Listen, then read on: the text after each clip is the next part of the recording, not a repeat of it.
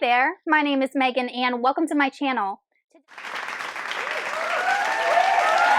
Today I'm going to be doing my December 2022 book haul, but before we go ahead and get on into the books that I got, if you are not already subscribed to my channel, please go ahead and hit that subscribe button as well as the little bell icon so you can be notified every time I post new bookish content. I post new videos every Monday, Thursday, and Saturday, and sometimes other days throughout the week. Also, don't forget to check down the description box below for links to all of my social medias, my Buddy Read Discord, and my Patreon. I actually have a decent amount of books to show you guys, but a lot of them go together in a set, and these are all books that I was gifted over the month of December or I bought with gift cards that were gifted to me. So for everybody that was kind enough to treat me to a book or a gift card this holiday season, thank you so much.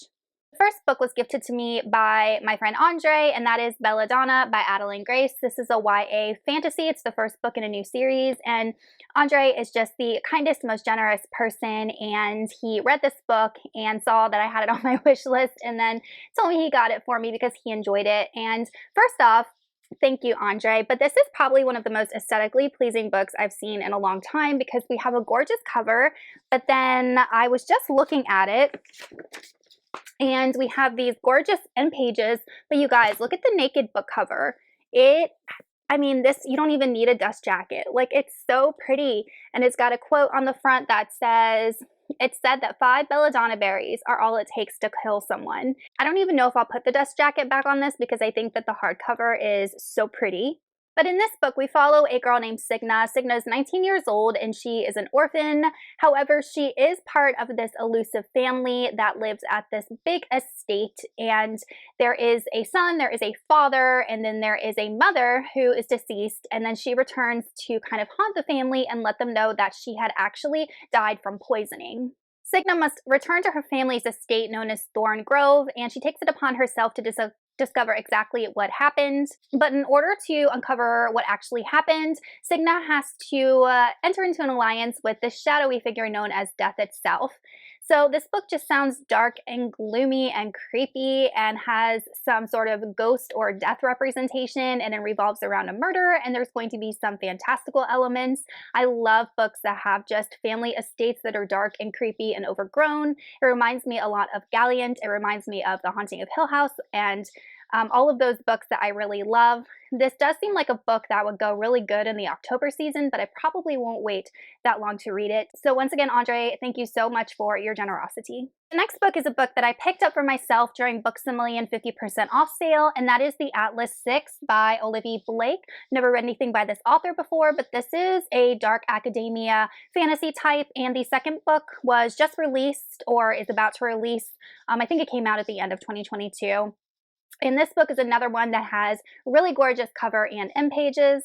So here is the naked cover, and then on the end pages, it looks like we have a maybe collegiate library or something like that. So that is definitely where I'm getting those dark academia feels. But in this book, we follow a cast of characters as they are all competing to join the Alexandrian Society, which is one of the most prestigious, secreted, well-respected, almost magical societies in the world, and we're following these characters as they have to compete to join the society. But there's more than that. There's obviously, going to be some violence, some secrets, some manipulation between these characters as they are all fighting for these spots. And that's all I know about it, and I can guarantee that the Alexandrian Society probably is not what it seems to be.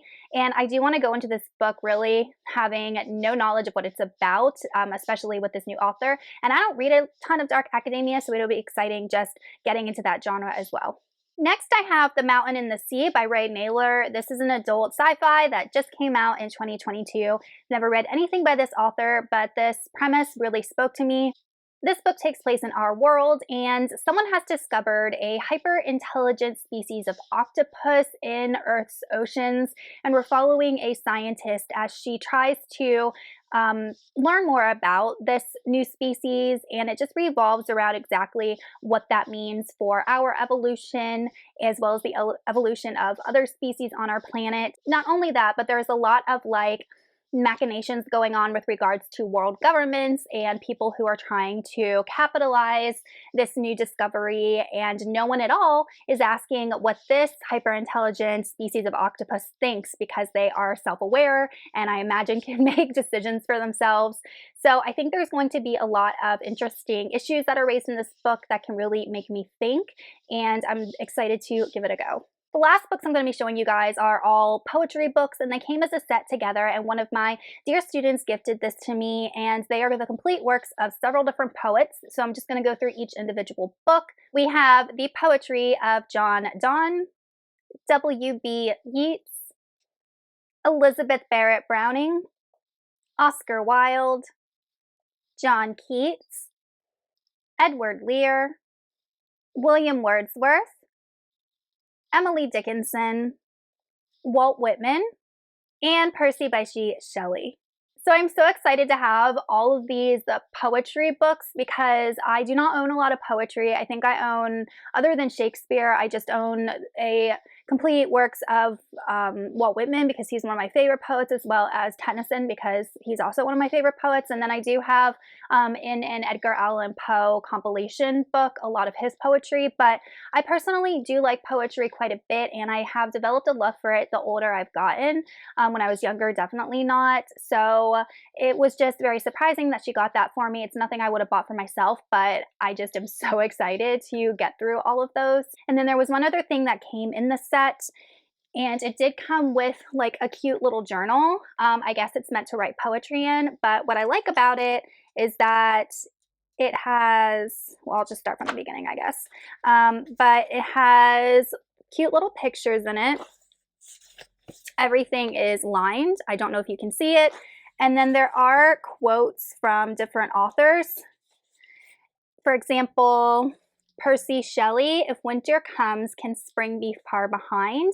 And then it quotes the poem that it's from. So as you're going through writing your own poetry, you can just stop and read famous, quotes from other poets, as well as, images in here. So I think it's like such a cute journal to maybe dabble in writing some of my own poetry. Okay, you guys, that is it for my December book haul. Let me know in the comments some books you got in the month of December, or if you've read any of these and what you thought of them, and I will see y'all in another video soon. Goodbye!